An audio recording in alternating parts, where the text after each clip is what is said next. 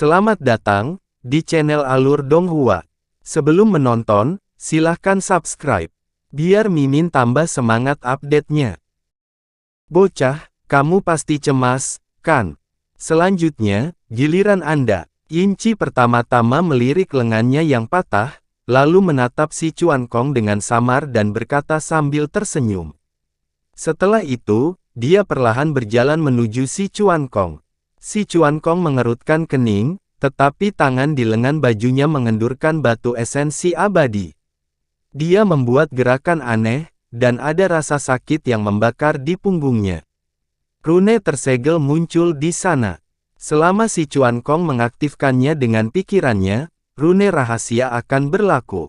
Pada saat itu akan menjadi pertarungan terakhirnya sampai mati. Pada saat ini, ada perubahan mendadak. Ekspresi Yinci tiba-tiba berubah, dan petir keras tiba-tiba terdengar dari perut bagian bawahnya. Cahaya perak yang menyilaukan tiba-tiba menyala seperti matahari yang terik. Setelah itu, petir perak yang tak terhitung jumlahnya meledak dari dalam, langsung meledakkan lubang besar di perut bagian bawahnya.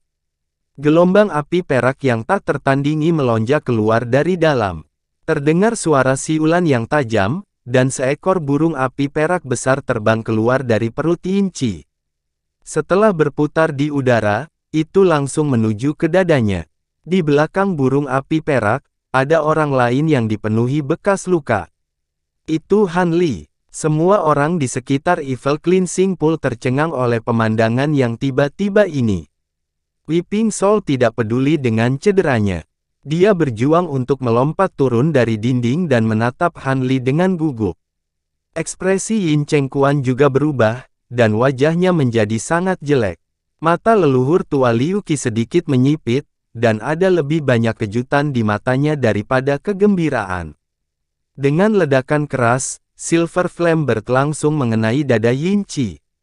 Api perak yang mengepul melonjak keluar dan langsung menyelimuti seluruh tubuhnya. Tidak mungkin, apa ini? Suara ngeri Yinci datang dari kobaran api. Guntur jahat di tubuhnya terus meledak, tetapi dia masih tidak bisa menyingkirkan api perak itu. Api perak memiliki kekuatan penahan yang kuat padanya, seperti guntur dan kilat di Evil Cleansing Pool. Efeknya begitu kuat sehingga berada di urutan kedua setelah guntur dan kilat yang menakutkan di kolam guntur dan kilat emas. Yinci tidak tahu bahwa burung api halus telah menelan 3 cinabar api 7 warna, dan kekuatan api di tubuhnya telah mencapai tingkat alam Dewa Tai.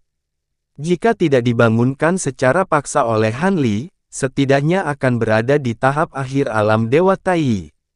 Selain itu, burung api-api yang disempurnakan menahan ki jahat, sehingga ledakan dari tubuhnya secara alami menghasilkan 2 kali lipat dengan setengah usaha.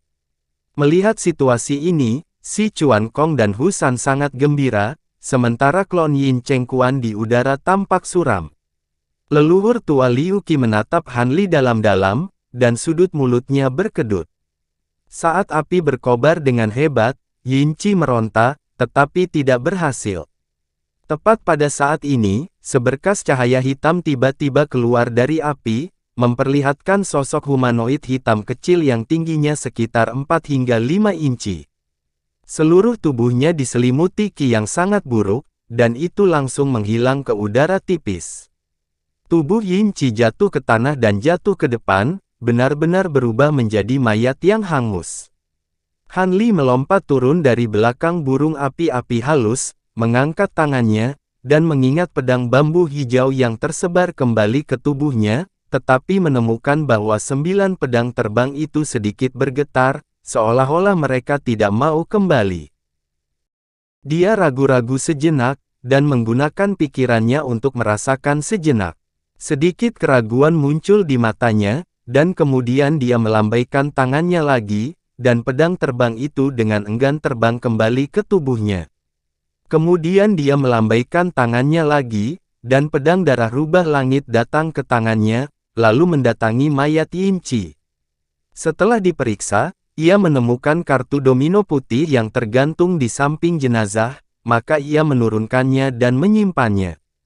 Firebird api halus berubah kembali menjadi bentuk orang api perak kecil, dan mendarat di bahu Han Li, tapi masih tampak mengantuk.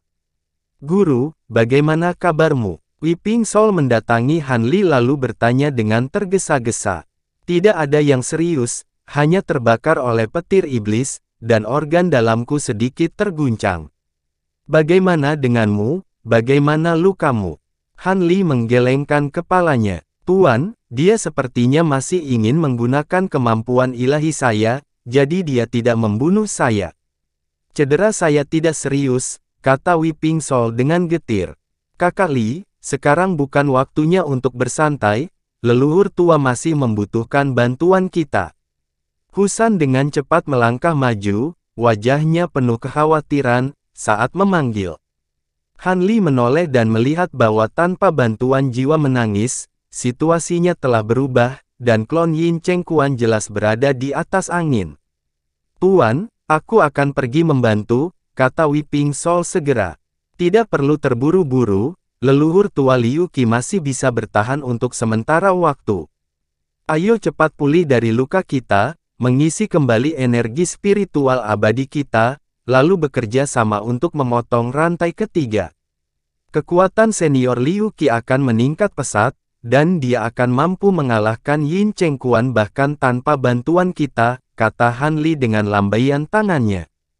Ketika Husan mendengar ini, kekhawatiran di matanya tidak berkurang, dan dia bertanya, keempat rantai ini masing-masing lebih kuat dari yang terakhir, Saudara Li, apakah Anda benar-benar memiliki kepercayaan diri untuk memotongnya? Jangan khawatir, setelah melalui pembaptisan kolam petir perak, aku memiliki peluang 70% untuk memotong rantai perak itu dalam satu serangan. Namun, premisnya adalah kita semua harus mengisi kembali energi spiritual abadi sebanyak mungkin, kata Han Li tanpa perubahan ekspresi. Ayo dengarkan rekan Li, si Chuan Kong juga berkata. Ketika Husan mendengar ini, dia tidak lagi mengatakan apapun. Mereka semua duduk bersila dan mulai mengatur pernapasan dengan cepat. Di sisi lain, di Valen Lake Conference, Yin Cheng Kuan, yang pergi di tengah jalan, kembali ke konferensi. Sejak dia duduk, ekspresinya tampak normal, tetapi sorot matanya terus mengembara, seolah-olah dia sedang banyak pikiran. Suasana konferensi masih sama, dan agak canggung. Huang Fuyu sedikit mengernyit lalu berkata, Tuan wilayah Yin, tidak ada gunanya melanjutkan kebuntuan ini. Mengapa kita tidak membuat keputusan secepat mungkin?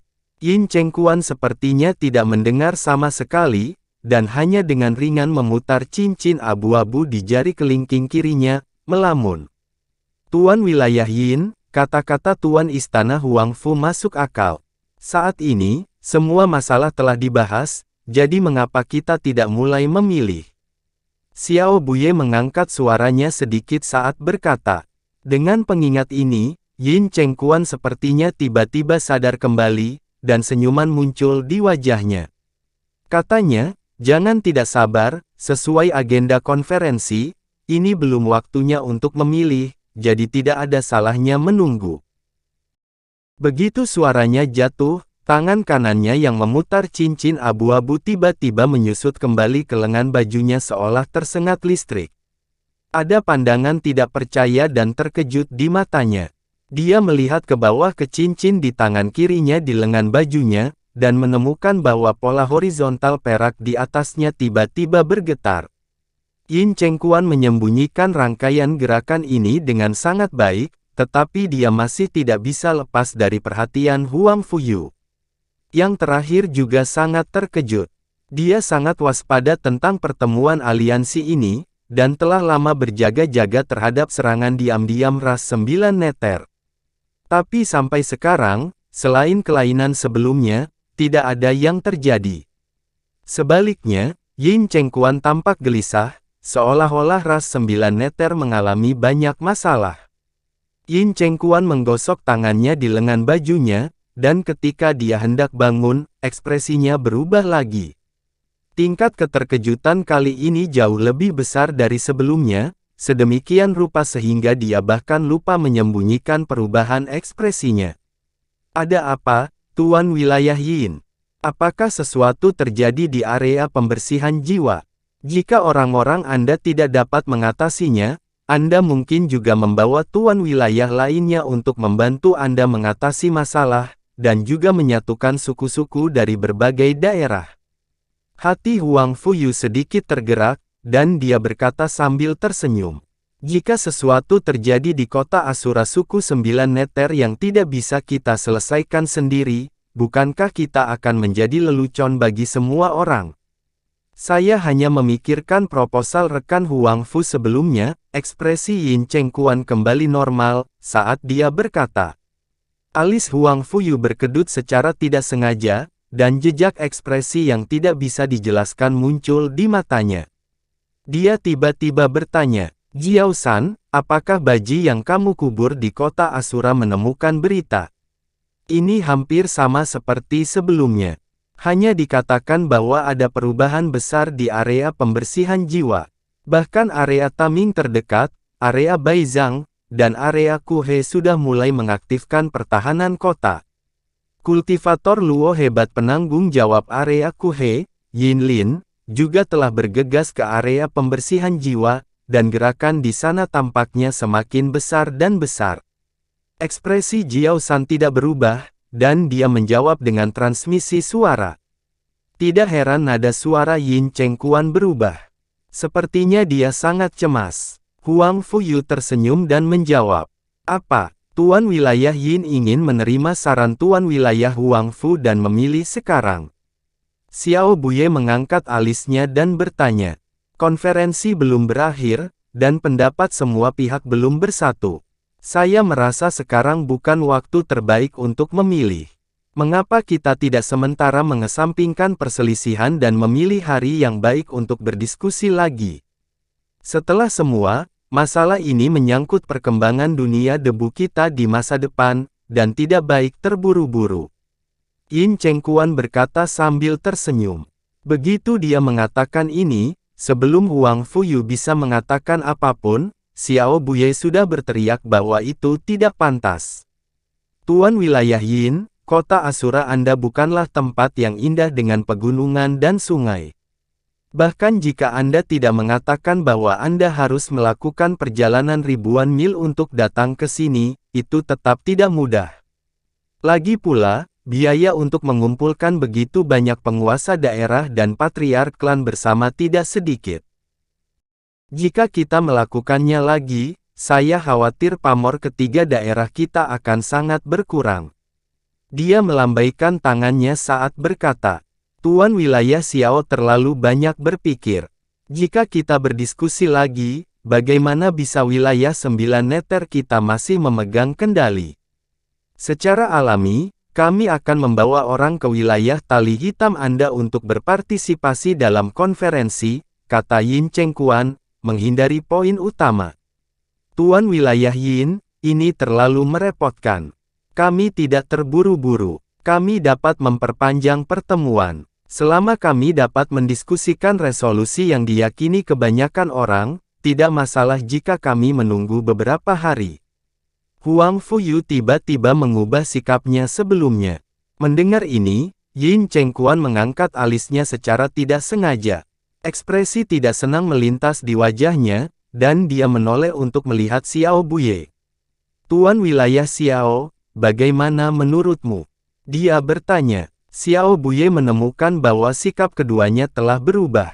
Mereka berdua berbelok 180 derajat, dan dia mengerti situasi saat ini. Yah, kalian berdua masuk akal. Namun, tiga sisi dunia debu telah terpecah sejak lama, dan masih belum ada kesimpulan tentang masalah dunia abadi. Bukan hal yang baik membuat masyarakat di berbagai daerah resah. Saya khawatir jika kita terus menunda, itu hanya akan membuat keretakan semakin besar.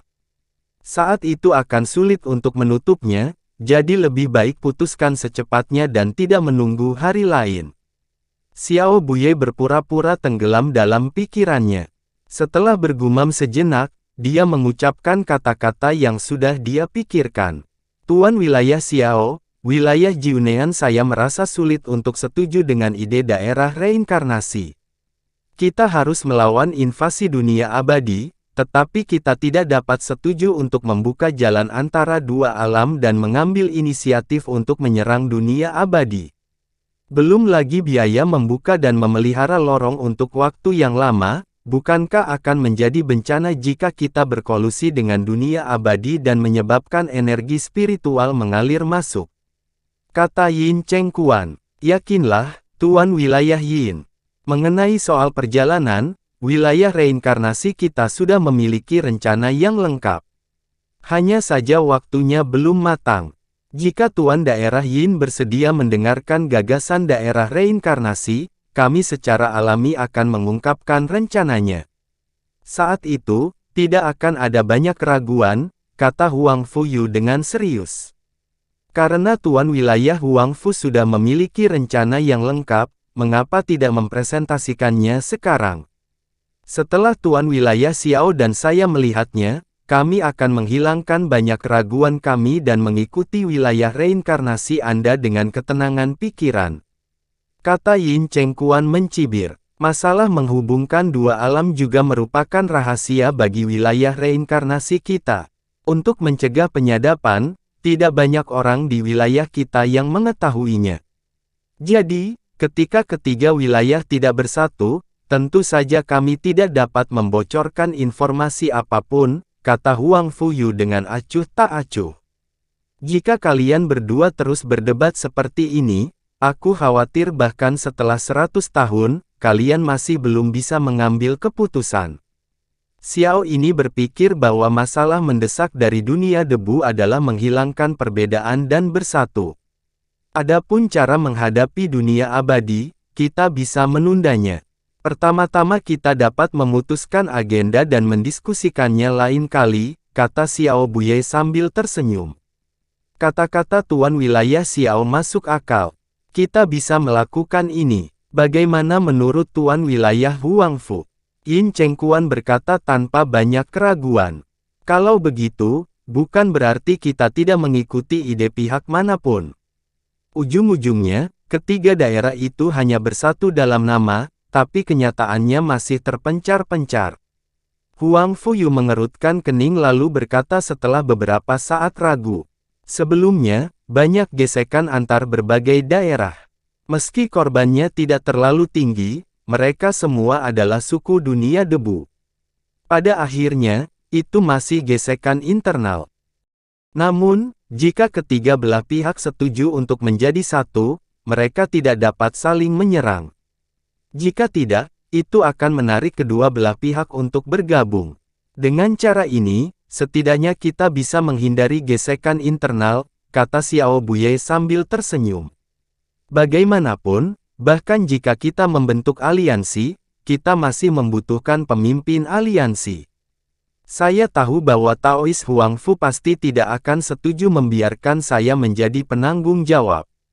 Demikian pula, saya tidak akan menyerahkan posisi ini ke wilayah reinkarnasi.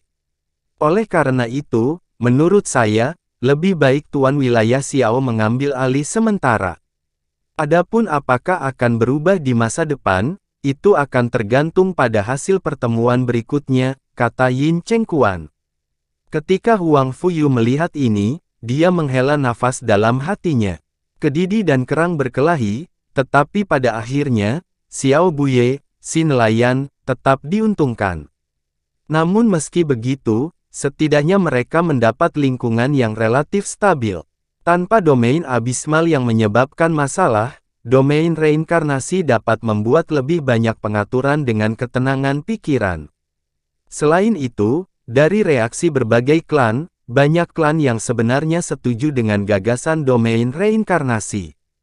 Selanjutnya, wilayah reinkarnasi hanya perlu membuat pengaturan lagi dan mengolah suku-suku yang tertarik untuk bergabung dengan wilayah reinkarnasi. Ketika pertemuan berikutnya diadakan, situasi saat ini akan berbeda. Kalau begitu, wilayah reinkarnasi tidak keberatan. Mari kita lakukan dengan cara ini, kata Huang Fuyu dengan anggukan. Aku berhutang budi kepada kalian berdua. Xiao ini malu menerimanya. Saat hasil rapat keluar, aku akan melepaskan posisiku. Xiao Buye tidak menolak hasil dari ketiga pihak yang menimbang pro dan kontra, dan setuju sambil tersenyum. Dikatakan pertemuan 100 wilayah, tetapi karena tidak perlu memilih untuk saat ini, daerah lain tidak perlu terlalu banyak berpartisipasi. Dengan demikian, 3 orang yang berdiri di puncak pertemuan diputuskan. Selanjutnya, mari kita atur waktu pertemuannya, kata Yin Chengquan tanpa ragu. Tidak lama kemudian, pertemuan itu pun berakhir. Klan dari wilayah reinkarnasi dan wilayah tali hitam mulai meninggalkan wilayah danau jatuh satu demi satu, menuju pintu masuk kota Asura. Dalam antrean panjang, gerbong 3 suku Miao sangat tidak mencolok. Miao Xiu dan ayahnya, Miao Yu, duduk berseberangan di kereta. Ayah, menurutmu apakah gangguan di kota Asura disebabkan oleh ketiga orang itu? Miao Xiu tiba-tiba menatap ayahnya dan bertanya dengan lembut. Begitu dia berbicara, Miao Yu membuat gerakan diam dan mentransmisikan suaranya, terlepas dari apakah mereka berhubungan atau tidak, jangan menyebut apapun tentang ketiga orang itu di masa depan. Kami belum pernah melihat mereka sebelumnya, dan kami tidak tahu keberadaan mereka. Apakah kamu mengerti? Miao Xiu diam-diam menganggukkan kepalanya dan tidak mengatakan apa-apa lagi. Dia berbalik dan mengangkat tirai kereta untuk melihat ke kejauhan. Di ujung konvoi, di belakang pagar kereta segi 8 besar, berdiri seorang wanita berkulit putih dengan gaun putih. Itu adalah Jiao San. Dia meletakkan tangannya di pagar dan melihat ke arah daerah pembersihan jiwa kota Asura dengan ekspresi aneh di wajahnya. Jiu Zhen, ada apa? Apakah ada sesuatu yang Anda khawatirkan? Huang Fuyu keluar dari kereta lalu bertanya. Paman Huang Fu, pertemuan ini aneh dari awal sampai akhir. Menurutmu apa yang terjadi sehingga sikap 9 suku neter berubah begitu banyak? Jiao San bertanya dengan cemberut. Aku juga tidak yakin, tapi aku yakin itu tidak diatur oleh kita. Tapi tidak peduli apa, hasil perubahannya bagus, kata Huang Fuyu sambil tersenyum. Ya, awalnya aku mengira itu jebakan. Namun, sepertinya semua persiapan kita sia-sia. Jiao San tersenyum dan berkata dengan santai. Di area terlarang dari Evil Cleansing Pool, seekor rubah besar berwarna putih keabu-abuan berdiri di udara dan sedikit terengah-engah. Tidak jauh di depan rubah raksasa itu ada sosok transparan. Itu adalah klon Yin Chengquan. Ada lubang besar di dadanya, yang hampir membelahnya menjadi 2. Matanya telah kehilangan kilau dan berubah menjadi abu-abu. Rubah putih keabu-abuan besar mendengus dan berubah menjadi sinar cahaya putih keabu-abuan yang ditembak jatuh dan memasuki glabella leluhur tua Liu Qi. Ketika aliran udara rubah besar menyapu Yin Chengquan, tubuhnya segera runtuh dan berubah menjadi bintik cahaya kristal yang menghilang ke dalam kehampaan. Di samping leluhur tua Liu Qi, wajah Weeping Soul pucat dan tubuhnya hampir roboh. Dia membentuk segel dengan tangannya dan lengannya gemetar. 4 alat musik di sekitar leluhur tua Liu Qi melebur lagi menjadi 4 bola cahaya kristal hitam dan terbang kembali ke tubuhnya. Setelah melakukan itu, Weeping Soul akhirnya tidak bisa bertahan lagi dan jatuh ke tanah. Pada saat itu, cahaya hijau melesat dan menopang tubuh Weeping Soul. Han Li muncul di samping Weeping Soul dengan cemberut. Tuan, aku baik-baik saja. Hanya saja aku sudah lama menggunakan Song of the Crying Soul, jadi kekuatan spiritualku telah sangat terkuras, kata Weeping Soul sambil tersenyum paksa. Namun, cemberut Han Li tidak mengendur setelah mendengar itu. Weeping Soul berada dalam kondisi yang mengerikan. Wajahnya pucat dan hampir transparan, dan auranya telah melemah ke tingkat yang belum pernah terjadi sebelumnya. Selain itu, dia telah berhenti menggunakan teknik tersebut, namun auranya masih melemah dan tidak menunjukkan tanda-tanda akan berhenti. Han Li mengangkat tangannya dan melambai. Beberapa pil hitam terbang keluar dari tangannya dan masuk ke mulut Weeping Soul. Pada saat yang sama, dia membentuk segel dengan tangannya dan mengirimkan beberapa segel ke tubuh Weeping Soul untuk membantunya memurnikan pil. Secara bertahap, tubuh Weeping Soul bersinar dengan cahaya kristal hitam. Ekspresi Han Li menjadi gelap saat melihat ini. Dia tidak tahu bagaimana menghadapi situasi Weeping Soul. Saat itu, leluhur tua Liu Qi, yang telah kehilangan 2 rantai petir, menoleh dan melihat ke atas. Sebuah cahaya melintas dari dahinya, dan gelombang kristal terbang keluar dan memasuki tubuh Weeping Soul. Lapisan cahaya kristal segera muncul di tubuh Weeping Soul lalu berkedip cepat. Kulit pucatnya segera menjadi jauh lebih baik, dan bekas darah muncul di wajahnya. Auranya juga langsung stabil, tidak lagi terus menurun. Weeping Soul sepertinya telah mengatur napasnya. Dengan bantuan Han Li, dia duduk bersila. Cahaya hitam bersinar di wajahnya yang halus dan dengan cepat menyelimuti wajahnya. Saat cahaya hitam bertahan di sekelilingnya, bagian lain dari tubuhnya juga bersinar, dan auranya mulai pulih dengan cepat. Han Li menghela nafas lega saat merasakan kondisi Weeping Soul. Pada saat yang sama, dia merasa sedikit lebih menghormati leluhur tua Liu Qi. Sarana leluhur Dao memang bukan sesuatu yang bisa dibandingkan dengan dewa primordial setengah langkah seperti dia. Selamat, leluhur tua, karena telah membunuh musuh yang kuat. Kekuatan ilahimu tak tertandingi. Hu San terbang ke sisi leluhur tua Liu Qi dan berkata dengan penuh semangat. Sekarang bukan waktunya untuk bahagia. Aku khawatir tubuh asli Yin Cheng Quan sudah datang. Bocah Li, kamu sekarang telah melewati Evil Decay dan mencapai tubuh dewa primordial. Petir di Evil Cleansing Pool bukan apa-apa bagimu sekarang. Cepat masuk ke kolam petir emas terakhir dan serap asal kolam petir. Kemudian, potong rantai kilat terakhir. Leluhur tua Liu Qi menegur Hu San dan berkata dengan cemas kepada Han Li. Han Li mengangkat alisnya ketika mendengar ini, dan dia melihat ke kolam petir emas. Dia melihat busur petir emas berjatuhan di kolam. Busur ini sangat tipis dan tampak seperti untaian petir. Untaian petir emas ini sangat terang sehingga sulit untuk melihatnya secara langsung. Ketika mereka terjalin satu sama lain, mereka akan membentuk bola petir, cincin petir, gunung petir, dan bentuk lainnya. Mereka tampak sangat misterius. Yang lebih menakutkan adalah bahwa masing-masing helai petir emas memancarkan fluktuasi yang kuat dari hukum petir dan menghasilkan suara mendesis yang menakutkan yang menyebabkan kehampaan di sekitarnya bergetar. Han Li sedikit mengernyit. Kekuatan kolam petir emas jauh lebih kuat daripada kolam petir perak. Meskipun dia hampir mencapai tubuh dewa primordial, dia tidak yakin bisa menahannya. Namun, seperti yang dikatakan leluhur tua Liu Qi, klon indra ilahi Yin Cheng Quan telah dihancurkan, jadi tidak mungkin baginya untuk tidak bereaksi. Apalagi dia tidak tahu kapan musuh akan datang. Oleh karena itu, dia harus mengeluarkan leluhur tua Liu Qi dari kesulitan ini secepat mungkin. Rekan Taois Li, kekuatan petir di kolam petir emas hampir mencapai tingkat komunikasi spiritual. Kamu, Si Chuan Kong, yang berdiri di samping tanpa mengucapkan sepatah kata pun, tiba-tiba angkat bicara. Yakinlah, rekan Taois Si. Aku akan mengandalkanmu, senior. Tubuh Han Li bergoyang saat dia berbicara, dan dia segera melompat ke arah kolam petir emas tanpa ragu-ragu.